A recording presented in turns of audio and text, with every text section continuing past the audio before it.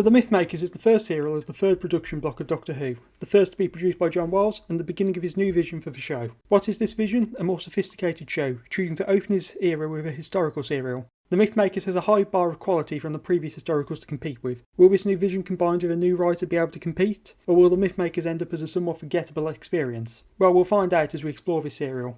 We open in Troy, where two men are fighting, the Trojan Hector and the Greek Achilles. This being an intense battle which is decided when the TARDIS lands, distracting the two warriors, allowing Achilles to take the kill. This obviously makes Achilles think that the Doctor is the god Zeus. So there's a few different plot lines going on. The Doctor spends most of the first episode alone while Stephen and Vicky remain in the TARDIS. Once the Doctor is taken to the Greek forces, Stephen goes to find him but gets caught up in the events of the Doctor's plotline where he's trying to escape and return to the TARDIS. This of course goes terribly wrong with the Greeks not believing him to be Zeus, despite what Achilles says. The Doctor does try to convince them that he is Zeus, but his plan to use his foreknowledge fails. I could tell you one or two things that might surprise you. Huh? Name one. Your wife, for instance, is unfaithful to you. What? Everyone knows that. I never heard it. Everyone, that is, except you and him, of course. This is when Stephen is discovered by Odysseus, who believes him to be a spy. With the threat of execution over his friend's head, the Doctor has little choice but to say he will perform the execution, but needs to be returned to his temple. But this plan has a problem, as explained by Odysseus. Your temple, as you call it, has disappeared. Disappeared? Vanished into thin air. With the TARDIS gone, the duo are unable to escape, but avoid death by assisting the Greeks in winning the war with the Trojans. Stephen suggests a Trojan horse, but the Doctor dismisses this idea by explaining, No, my dear boy, I couldn't possibly suggest that. The whole story is obviously absurd. Probably invented by Homer as some good dramatic device.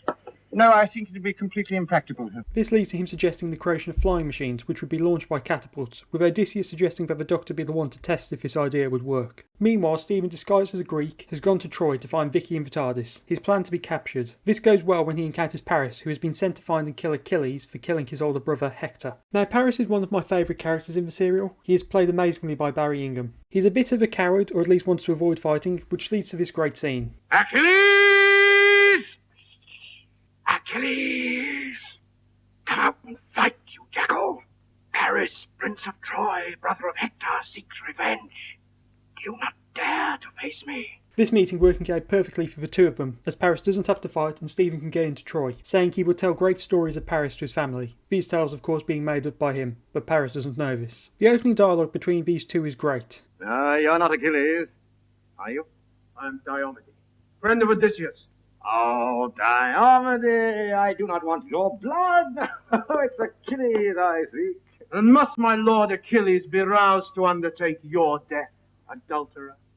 Yes, well, I'm prepared to overlook that for the moment. I assure you I have no quarrel with you. I'm Greek, you're Trojan. Is not that quarrel enough? Yes, well, personally, I think this whole business has been carried just a little bit too far. I mean, that Helen thing was just a misunderstanding. Which I now propose to resolve. In fact, their entire scene together is great, with very humorous dialogue as each tries to get what they want, with things working out perfectly for both of them. I, Greek, and tell them in Hades that Paris sent you thither!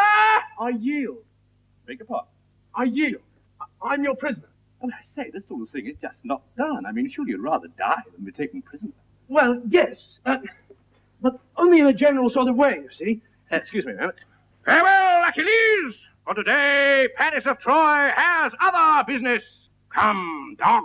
Since Stephen is on his way to Troy to meet Vicky, it's best to discuss what she's up to. So the TARDIS was captured by the Trojans, specifically Paris, who believes it to be a gift from their gods. His sister Cassandra believes it to be a sign of doom, so orders it to be burnt. To try and prevent this, Vicky leaves the safety of the TARDIS, revealing to all that she is from the future. Something a bit strange for her to do given her previous experience in historical locations. This plan doesn't go too well, as it ends up with Vicky having to find a way to help the Trojans defeat the Greeks, within the same time limit as the Doctor. This is when Stephen is brought into Troy, with the two of them being a bit idiotic and revealing their knowledge of each other, leading to both of them being taken to the cells. Stephen is actually put in the cell while Vicky is outside of the cells. I think at least. Admittedly with no telly snaps it's a bit difficult to tell just from the soundtrack. This is where we meet Troilus, Vicky's love interest for the serial. So Troilus is the youngest son of King Priam, being the younger sibling of Paris and Cassandra. His only reason for existing is to be Vicky's love interest, as he does nothing else with the plot. Given that this isn't that important at the moment, I'll discuss it later where it becomes important. I've also discussed almost the entirety of both Stephen and Vicky's importance to the serial at this point. They remain in the cells for the majority of the second half of the serial, with the Doctor being the most important character. Back at the Greek camp, the Doctor has been put into a corner with no other option than to suggest a Trojan horse to the Greeks as a way to enter Troy. So this is interesting, as the Doctor believes that the Trojan horse was a fallacy, meaning either the Trojan horse did in fact exist and the Doctor has become responsible for its creation, like when he became the one who gave Nero the idea to burn down Rome in the Romans, or the Trojan horse didn't exist and the Doctor has managed to change time. Given how the show has presented time travel so far, this could be a radical change, something which is enforced by the fact that Vicky is a lot more casual about her discussion of time travel than she previously was. While these two things aren't exactly related, it does show the writer's difference in his view of time travel than the previous writers, meaning that one does enforce the other. But I think there is enough room for argument that this is not a departure. Since the Doctor isn't sure that the Trojan horse wasn't real, only believing it to be something made up, and that it's something that can exist within this world even though he designed it, it means that it could have existed. This is something which could be up for a greater discussion. With the Trojan horse built, the Greeks leave, pretending to have given up the siege and returned to Greece, leaving a small force behind, the Doctor included, to wait inside the horse. The Trojans are fooled by this, believing the horse to be a gift from their gods, who have destroyed the Greeks, with the exception of Cassandra, who sees it for what it is, a Greek trap, but she is not believed. So this is probably a good time to explain Cassandra. So she is the High Priestess of Troy, having the ability to see the future, something that Paris doesn't believe, or at least he enjoys getting on her nerves about it. Then how comes it that you claim to know the future? Oh, really,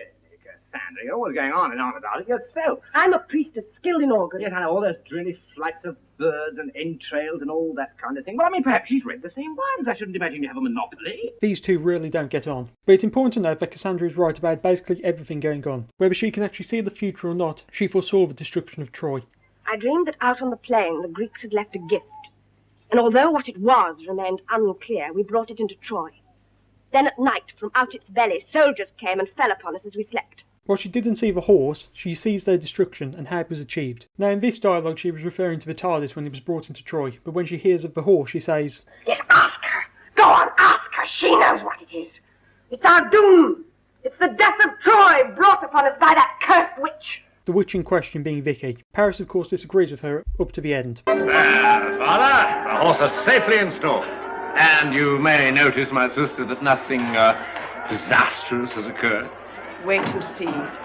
There's time yet, and mark my words, that horse will be the doom of Troy. This of course does come to pass as the Greek soldiers leave the horse during the night, opening the gates to the rest of their forces and slaughter everyone in Troy. But that's still to come, as we need to discuss the Doctor who's currently in the horse. I haven't too much to say about these scenes as there's not a lot happening, but there are two notable things. The first being some of the characterisation of Odysseus. While he's not being the most moral of characters, we see here how self-centred he is. With any luck, either Agamemnon or Achilles will not come through.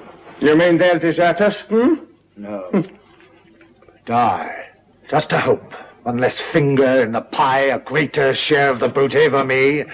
That is a most immoral way of looking at life. Nonsense.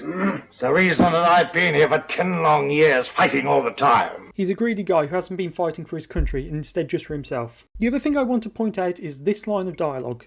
What is it now, Doctor? On my soul, you're making me as nervous as a bacchante at her first orgy. It's quite the line. So that's it for the plot for the most part. The battle has begun with the Greeks ultimately winning. We see Paris and Priam killed, while Cassandra is to be taken back to Greece, being a gift for Agamemnon from Odysseus. Take her away! The highborn are reserved for Agamemnon. I can't wait to see him enjoy a talk with this one. We can only guess at her fate. The Doctor meanwhile finds the TARDIS and soon Vicky, who makes the hard decision to leave her travels behind her. This is because she has fallen in love with Troilus, wanting to remain with him, to the extent that she has warned him somewhat of the invasion by asking him to leave Troy. This is where Troilus encounters Achilles, leading to them battling, with Troilus out to avenge his brother. Despite being wounded, Troilus is successful in killing Achilles. Vicky soon finds him, the two of them reunited soon find Troilus' cousin, and decide to build a new Troy. Now I'm not going to lie, I really don't like this ending to Vicky's story. It's almost exactly the same as Susan's departure in Reason, with it being for a romantic interest, but it's executed far more poorly here. While it's different with Vicky being the one to leave rather than being left behind, the build-up is nowhere near as satisfying. Troilus doesn't get an introductory scene where the two of them meet, instead we're just told that Vicky took a liking to Troilus, the events of their meeting happening off screen. Then when we first meet Troilus, the two of them are all over each other, acting like they've known each other for ages. It's incredibly tacked on, which isn't too far from the truth given how sudden Vicky's departure was. For context, during the making of Galaxy 4, William Hartnell and John Wiles did not get on at all. Maureen O'Brien stood up for her fellow actor, which caused John Wiles to sack her from the show. And when I say sack, I mean he didn't renew her contract, meaning she first learned of her departure while reading the script of The Mythmakers. This didn't go over well with Hartnell, souring his and Wiles' relationship further. At some point, Stephen was freed from his cell, but is injured in the fighting, with his wound seemingly being infected as he almost shuts down in the TARDIS. Fortunately, he was able to get back to the TARDIS with the assistance of Katarina. Wait, who? So I haven't mentioned Katarina yet, and my introduction to her is about as well as the serials, replacing Vicky, but her introduction is a little odd. Here's the scene for context. Katarina, go and look for the sorceress. I don't trust my lovesick brother. But, Great Priestess, the augury said that Do I you was... dare to question me? No. Very well then. Go and watch for that girl. So you might notice that she's just kind of there, as if she'd been introduced earlier, but that isn't the case. I suppose it does help to surprise the audience that she's going to be the new companion with how out of nowhere she's introduced, but at the same time it feels like she might have been rushed into the script as a character to be the replacement. There isn't too much to say about Katarina in this serial, as she doesn't do a lot. She only has a few lines of dialogue prior to the final scene of the TARDIS, and the Doctor doesn't interact with her until that scene. The Doctor doesn't even have a reaction to her being in the TARDIS. Her introduction is worsened by several scenes with her being cut, notably a big scene in which she tells Vicky that she knows she's going to die. This explains why she thinks she's dead when in the TARDIS. In fact, she references her foretold death in this scene, but she does instigate this line of dialogue. And remember, Katrina, you must call me Doctor. Oh, as you wish, Doctor. I am not a dog. I am not a god. Which, depending on who you are, he's either not a doc or not a dog. Which, while I'm talking about this flub, this is where we really begin to see the start of the downfall of Hartnell. By this point, Hartnell's health had begun to deteriorate, and it was becoming harder for him to remember his lines. Beyond that, his working relationship with John Wiles was continuing to worsen, with the writing out of Maureen O'Brien being something he wasn't at all happy about. He also had problems with several of the guest stars, but what was affecting him the most was the death of his Aunt Bessie, who had looked after him during his troubled childhood, worsened as he was unable to attend a funeral due to filming commitments. For the remainder of his tenure, we'll see a lot of the show having to work around Hartnell's worsening health, but we'll come to that when we get to it. So with the new trio in the TARDIS, the ship has taken off and heads for who knows where.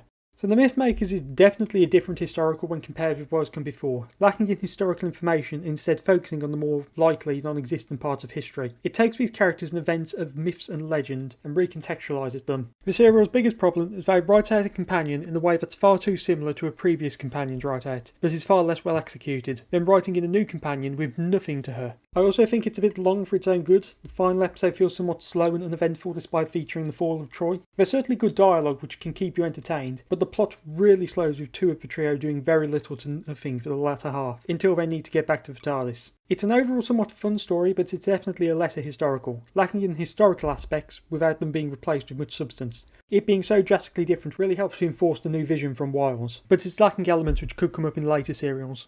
But with Stephen in bad shape and Vicky gone, the new trio were faced with an old enemy of the Doctor's, who planned to destroy humanity and then conquer the universe. Next time, the Daleks' master plan.